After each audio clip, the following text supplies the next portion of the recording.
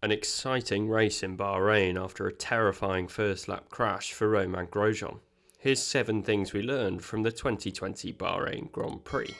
My name's Andy, and this is Behind the Drive.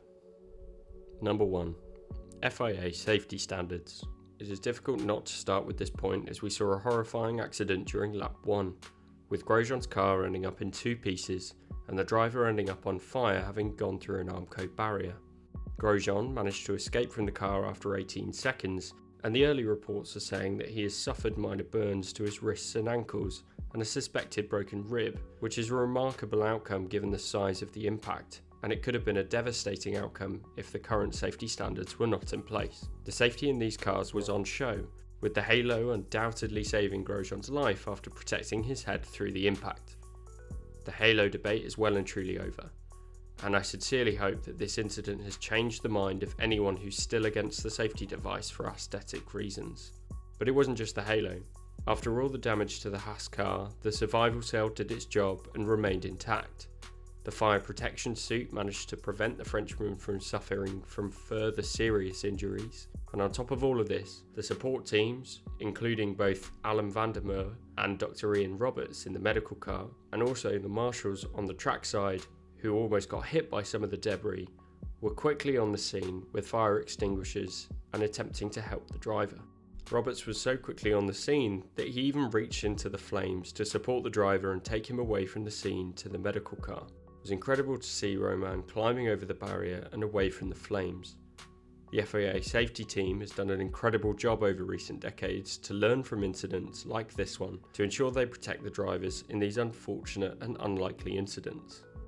To add to this, as soon as the flames were out and the driver was away to hospital, Michael Massey was on the scene observing the measures taken by the track team to ensure that the replacement concrete barrier put in place was safe enough for the race to resume. The FIA has done an incredible job of protecting the drivers, and I'm sure we'll see fewer Armco barriers going into next year as lessons are learned from this crash. As for Grosjean, well, I for one am incredibly thankful that the driver has reportedly only suffered minor injuries. I wish him well and a safe recovery. Number 2. Heartbreak for Sergio Perez. After Perez's teammate Lance Stroll was forced to retire after a crash with Daniel Kvyat, Perez drove a spectacular race to protect his tyres and control the degradation to be sitting in P3 with just a few laps to go. He was keeping Alex Albon behind, also keeping Racing Point ahead of McLaren in the championship after heading towards 15 points for 3rd position. However, it was heartbreak for the Mexican driver as he sadly retired from the race with a spectacular engine failure. Not only does this have significant consequences for the championship, gifting both McLaren and Renault additional points for the constructors, he also lost the opportunity to put his mark on 4th place in the Drivers' Championship, as he ended up a couple of points behind Daniel Ricciardo. The fight is by no means over, but I'm sure Perez will be gutted to have lost those points and back-to-back podiums for the first time in his career. He will be disappointed with the loss of the engine, and it means he will likely need to take new parts for next weekend, which could mean that he incurs penalties, or he may need to take an older engine from earlier in the season. The other question is whether this was enough of a showing from Perez to be ahead of Albon and potentially taking his seat at Red Bull for 2021. I guess only time will tell on this one. Number 3. Renault shot themselves in the foot. Before the race in Turkey a couple of weeks ago, the Renault team looked like a shoo-in for 3rd place in the championship, but after a poor showing in Istanbul, they ended up in 5th position in the championship behind both McLaren and Racing Point.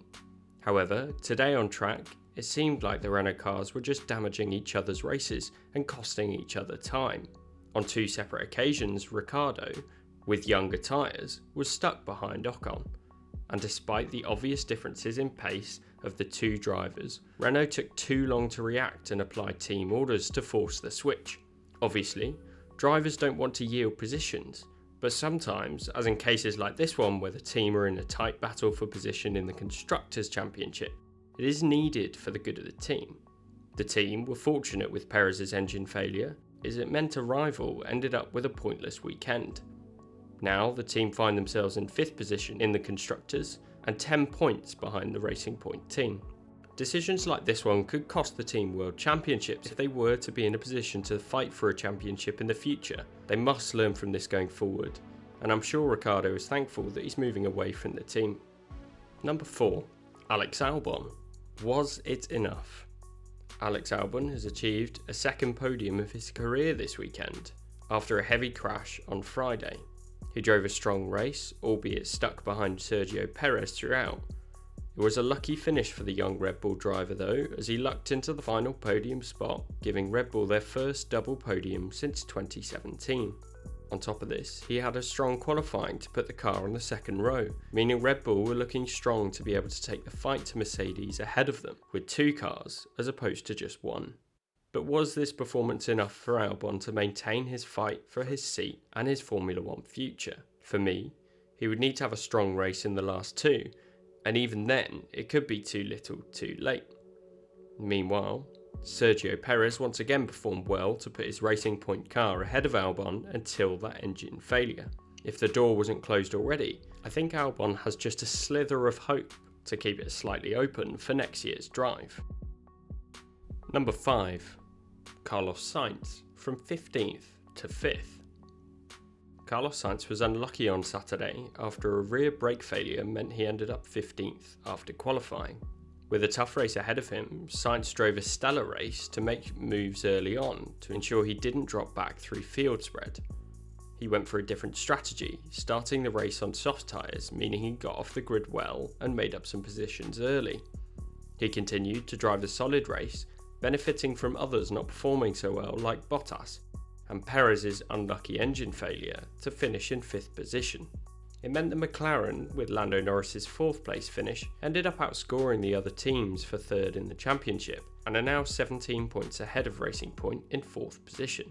Having 2 solid drivers delivered once again for the team, and in the Drivers' Championship then there is now just 1 point between them, with 2 races to go. Number 6. George Russell, another strong performance.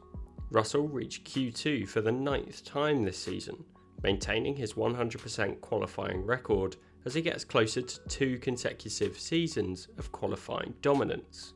He drove a strong race, sitting as high as 8th at one point after some pit stops around the Brit meant he moved up the grid, but he performed well to be racing ahead of other teams around him, and he was even doing well enough at one point to be keeping some more experienced drivers behind him, as he eventually finished ahead of Ferrari's Sebastian Vettel.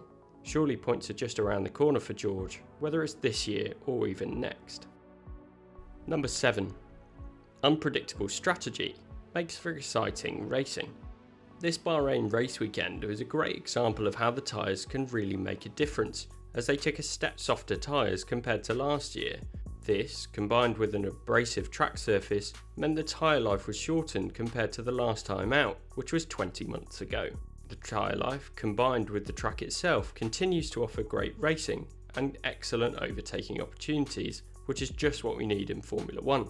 I'm really excited for next weekend with the outer circuit, as it has the potential to throw up another thrilling race. So, that's my 7 things I learned from the Bahrain Grand Prix. What are yours? Please let me know in the comments. Please leave a like if you enjoyed the video, and subscribe for more videos like these in the future.